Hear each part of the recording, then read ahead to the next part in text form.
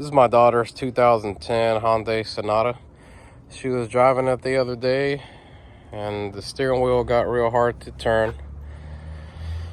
So it's very likely the power steering that's gone out. The car is over 200,000 miles, so it's about that time. Notice that there weren't too many videos of the power steering pump for this car, and then I realized that the pump is right at the top, so it's very easy to change, but I figure I'll make the video anyway since there's not too many out there, and hopefully it helps somebody.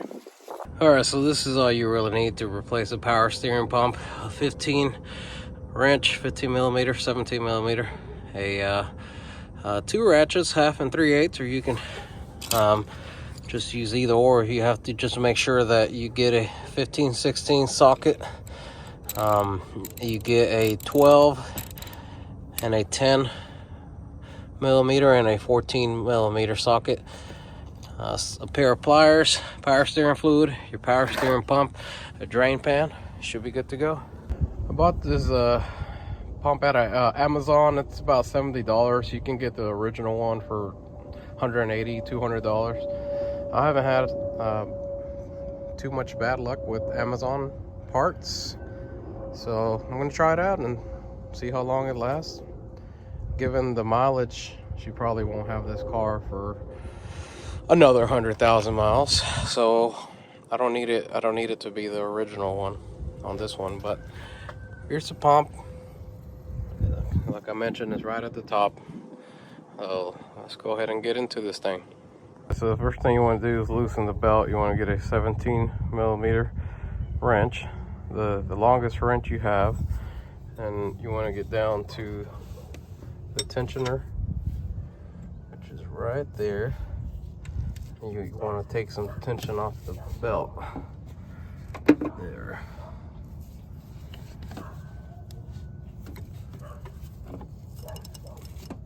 So you want to turn it. You want to turn this counterclockwise like that, and it should take pressure off the belt.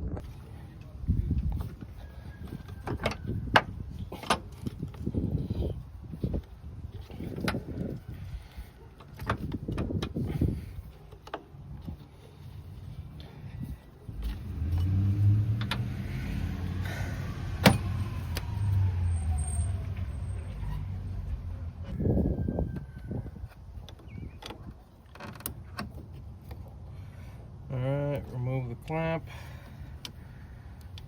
I'm going to loosen this hose, but don't take it all the way out, just loosen it up.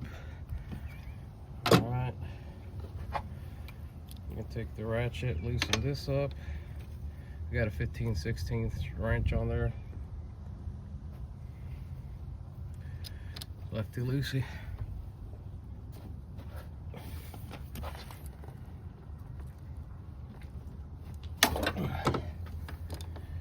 You can see there are the bolts there, so now that you have the belt off, you can see the bolts when you turn this pulley. It's a lot easier to get to these when the belt is off.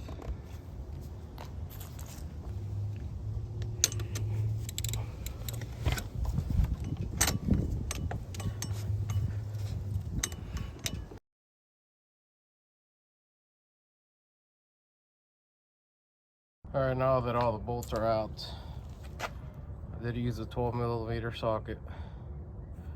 Fit just fine. Should be able to pull this pump out. You gotta shake it a little.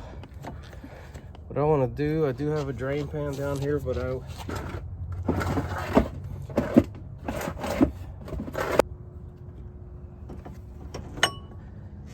wanted to make a easy transfer.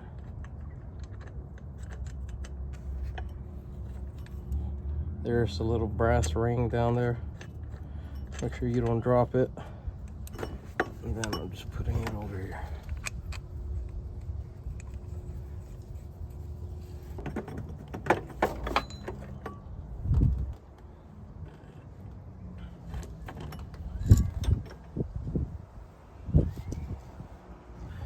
For some reason it didn't want to come out from there, so But you have to shake it quite a bit for it to pull out, or maybe use a pry bar to get it out. But I finally got it out, which is nice. So when you do things on yourself, especially for the first time, you can break some stuff, and looks like when I pulled this out, I broke that out, so I'll have to replace this little, looks like some kind of idle control valve. So just be careful with it.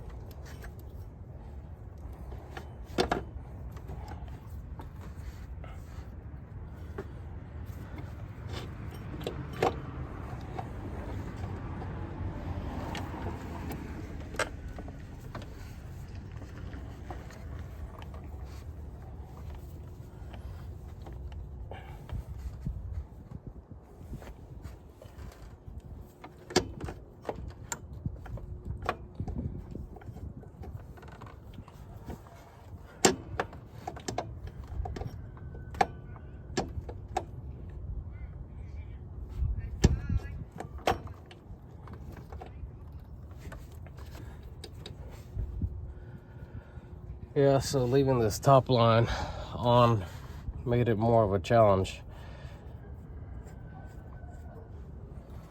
So now that I have this old pump sitting here, I'm gonna see if I can do the swap again.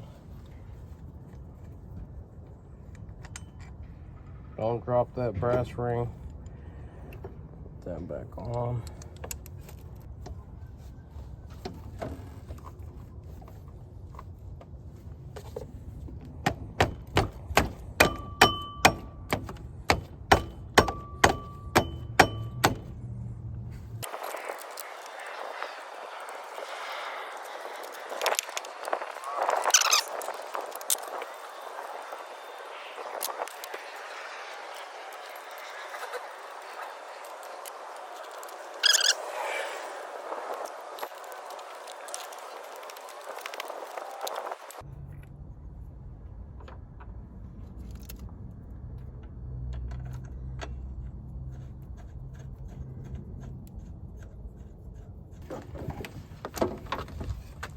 Alright, belt is off.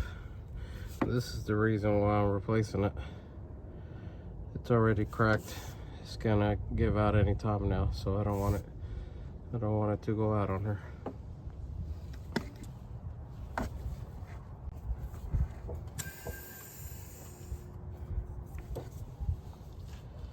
So you break this little thing like I did. It's a 10mm nut to get it off. Now I'm gonna go parts store, get a belt, and get this. Do not break this piece. It is $70 at AutoZone just for this little nipple here. But if you do, there's the part number. AutoZone. I got my belt here, it was like $45. So if you do not break that piece, the pump is about $70, and then $50. You're looking about $120 to replace the belt and the pump.